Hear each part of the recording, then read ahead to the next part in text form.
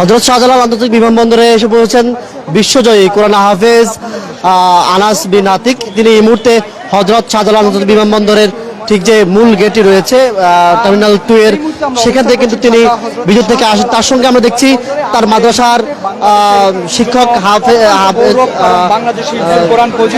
তাকে আমরা দেখছি যে তিনি সহকারে অনেকেই কিন্তু আজকে হযরত শাহজালাল আসছেন। আমরা দেখছি তিনি তার যে পুরস্কার সেটি নিয়ে কিন্তু আজকে বিমানবন্দরে হাজির হয়েছেন। আমরা দেখতে চাই যে তিনি এই মুহূর্তে কিন্তু বিমানবন্দরে এসেছেন। তার শিক্ষকরাও কিন্তু তার সঙ্গে রয়েছেন, আন্তর্জাতিক ক্রীড়া সংস্থা তারা রয়েছেন, মার্কাজ তাহফিজুল কোরআন ইন্টারন্যাশনাল তার শিক্ষকরাও কিন্তু এখানে রয়েছেন। আমরা দেখছি হাফেজ আনাস বিন আতিক তিনি লিবিয়ায় 120টি দেশকে হারিয়ে তৃতীয় স্থান অর্জন করেছেন এবং সেখান থেকে কিন্তু সে যে কোরআনের পর্যায়ে তিনি উপস্থিত সেখানে কিন্তু এসেছেন। তাকে ঘিরে তার যারা অভিভাবক তারা কিন্তু বেশ উৎসব মুখর পরিবেশে কিন্তু তাকে গ্রহণ করছে এবং দেখছি তাকে ফুল দিয়ে বরণ করা হচ্ছে, পুরস্কার দেওয়া হচ্ছে। তার যে পুরস্কার সেই পুরস্কারটি আমরা কিছুক্ষণ আগে দেখেছি। আমরা একটু কথা বলতে চাই তাদের সঙ্গে, কিছুক্ষণের মধ্যে হয়তো আমরা যুক্ত হব। আমরা একটু কথা বলতে চাই হুজুর, আজকে যে আনাস বিন আতিক আজকে দেশে ফিরেছেন, এই যে তার দেশে ফিরা আপনাদের মনকে আন্দোলিত করবে? আলহামদুলিল্লাহ সুম্মা আলহামদুলিল্লাহ। আজকে বাংলাদেশের লাল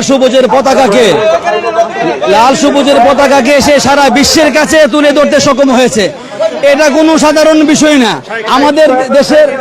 আমাদের দেশের যে খেলোয়াড়রা কয়েকদিন আগে এশিয়া কাপ খেলেছে সেখানে কিন্তু কাপ নিতে পারে নাই, আর সে সারা বিশ্বের থেকে পুরস্কার নিয়ে আসছে এবং সে এর আগেও মক্কা শরীফে 1 নম্বর হয়েছে, বিশ্ব চ্যাম্পিয়ন হয়েছে 123টি দেশকে হারিয়ে।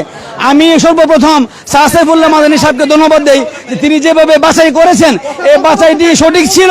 সঠিক হওয়ার কারণে আজকে লিবিয়াতে সে পুরস্কার নিয়ে আসছে, এর আগেও লিবিয়া থেকে দ্বিতীয় হয়েছে। আমি মনে করি বাংলাদেশের হাফেজরা আজকে সারা বিশ্বের মধ্যে বারবার বিশ্ব চ্যাম্পিয়ন হচ্ছে, কিন্তু আমাদের দেশের খেলোয়াড়রা ক্রিকেটে ফুটবলে এখনো পর্যন্ত বিশ্ব চ্যাম্পিয়ন হতে পারে নাই। কিন্তু আমরা দেখি বৈষম্য এখনো আছে আমাদের দেশে, আমাদের দেশ থেকে বৈষম্য কিন্তু হারা যায় নাই। আজকে সে লিবিয়া থেকে এত বড় একটি বিশ্বজয় নিয়ে আসছে। যদি আজকে খেলোয়াড়রা চ্যাম্পিয়ন হয়ে আসতো তাহলে আমাদের দেশের কি একটা পরিস্থিতি হইতো। তো আলহামদুলিল্লাহ সে যেহেতু কোরআন তেলাওয়াতে বারবার বিশ্ব চ্যাম্পিয়ন হচ্ছে, আমি সরকারিভাবে তাকে সংবর্ধনা দেওয়ার জন্য এবং আন্তর্জাতিক ক্রীড়া সংস্থাকে সংবর্ধনা দেওয়ার জন্য আমি সরকারের কাছে আবেদন জানাই।